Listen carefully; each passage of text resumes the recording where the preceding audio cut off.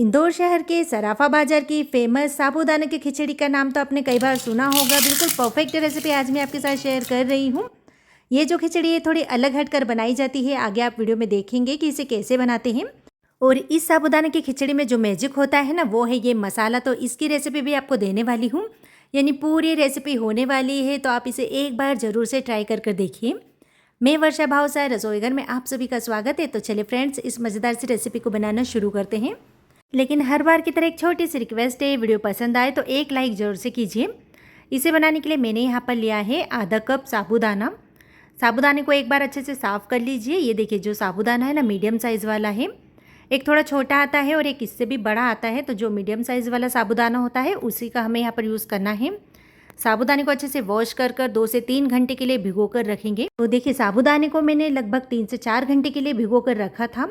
लेकिन आपके पास समय नहीं है तो कम से कम 2 घंटे तो आप इसे इसी तरह से छोड़िए। और अगर आप चाहें ना तो इसे ओवरनाइट भी भिगो कर रख सकते हो, उससे तो बहुत ही बढ़िया रिजल्ट आएगा। ये देखिए, साबूदाना बढ़िया से प्रेस हो रहा है, यानी साबूदाना अच्छे से यहाँ पर फूल गया है।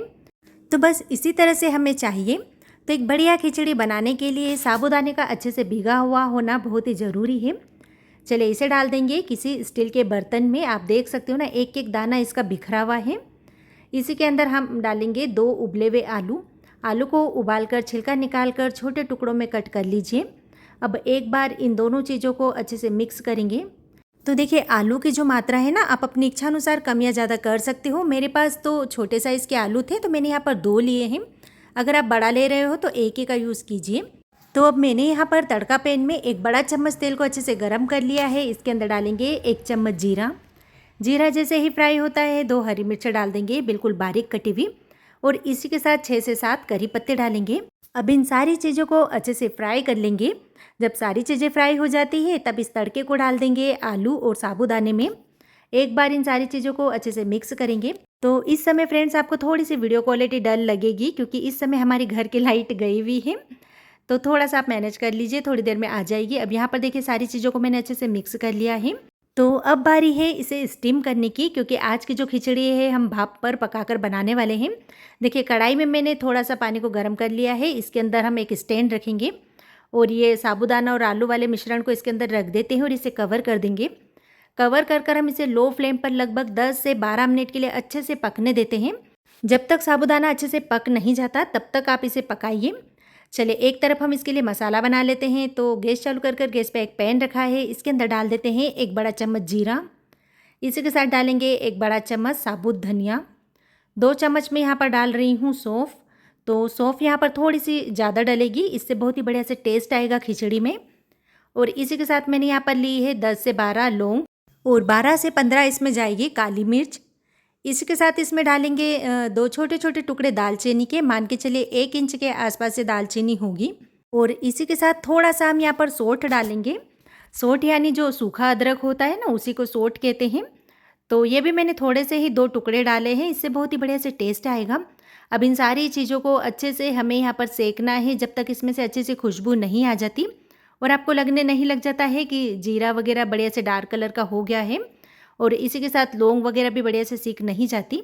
अब आप देखेंगे फ्रेंड्स, सारी चीज़ें यहाँ पर बढ़िया से सीख गई और बहुत ही बढ़िया से इसके सीखने की खुशबू आ रही है।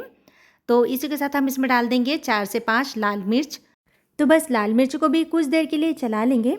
तो देखिए फ्रेंड्स, ये जो भी चीज़ें हैं व्रत में खाई जाती है, लेकिन अगर आप इसमें से कुछ चीज़ें नहीं खाते हो तो स्किप कर सकते हो, क्योंकि सबका अपना अपना एक तरीका होता है।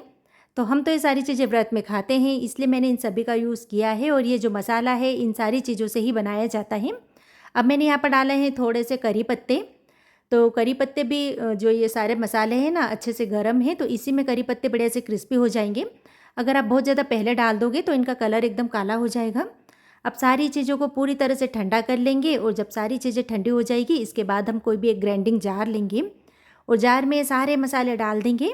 और अब हम यहाँ पर कुछ और भी मसाले डालेंगे, जैसे 1 चम्मच डाल देते हैं नमक, आधी चम्मच डालेंगे काला नमक और इसी के साथ 2 चम्मच इसमें डालेंगे चीनी।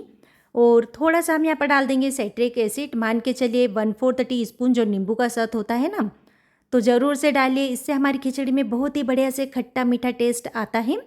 अब जार का ढक्कन बंद कर इन सारी चीज़ों को अच्छे से पीस लेंगे। तो बहुत ज़्यादा भी फाइन नहीं करें, हल्का सा दरदरा रहने दीजिए, यानी जो हल्का सा रवादार होता है ना, बिल्कुल उस तरह से।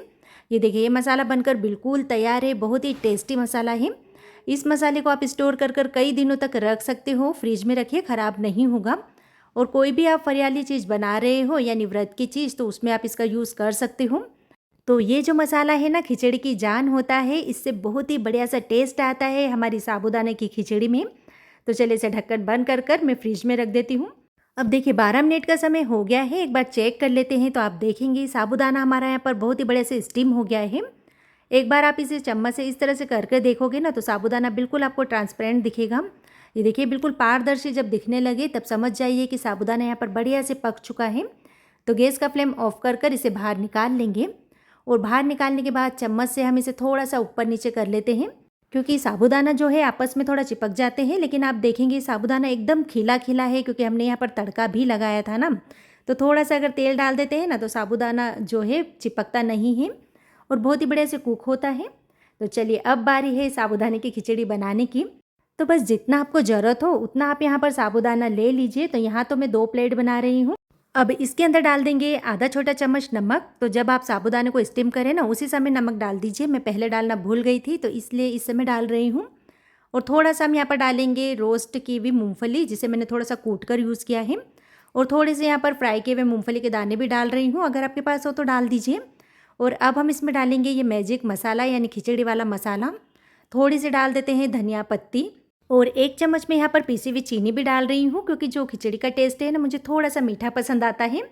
अब इन सारी चीज़ों को अच्छे से हमें मिक्स करते जाना है, जब तक सारा मसाला साबूदाने पे बढ़िया से लग नहीं जाता। और अगर आपको लगता है कि मसाला कम है, तो आप यहाँ पर और भी बढ़ा सकते हो। तो आप देख सकते हो ना फ्रेंड्स, कितनी बढ़िया लग रही है, एकदम खिली खिली साबूदाने की खिचड़ी। और अब हम इसके अंदर डाल देंगे आधा नींबू का रस। तो थोड़ा सा व्रत वाला चिवड़ा और थोड़ी सी आलू की चिप्स को क्रश कर कर भी इसमें डालेंगे। तो फ्रेंड्स, आप लोगों में से कितने लोगों ने ये इंदौर की फेमस साबूदाने की खिचड़ी खाई है, कमेंट कर कर ज़रूर से बताइए। और जैसा कि मैं तो इंदौर से हूँ, तो मेरी तो फेवरेट है ही सही। तो आज की रेसिपी आपको कैसी लगी, कमेंट कर कर ज़रूर से बताइए। और अगर पसंद आ रही है तो अपने फ्रेंड्स एंड फैमिली ग्रुप में शेयर करना बिल्कुल ना भूलें।